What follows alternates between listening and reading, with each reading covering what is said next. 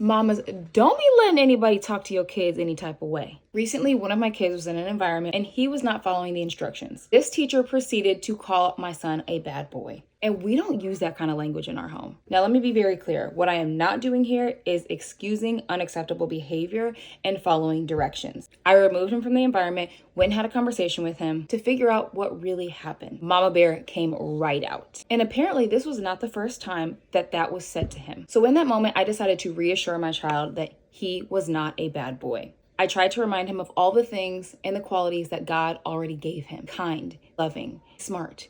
But I also needed him to understand that I was never going to allow anybody to speak to him that would demean those qualities about himself. I decided to have a conversation, not to come at them, but to let them understand how using that language was causing him to internalize some of those things about himself. The conversation went very well. They were very understanding. What I wanted to model to my son in that situation was that, one, mommy is never going to let anybody disrespect you. Number two, we are also going to take responsibility for our actions. And number three, we can have a tough conversation in a respectable way. Because if we're going to be like Jesus, which is what I'm trying to teach my kids to do, because I'm trying to do that myself too, we need to approach situations the same way that Jesus would. The moral of the story is advocate for y'all's babies so that one day they can do it for themselves too.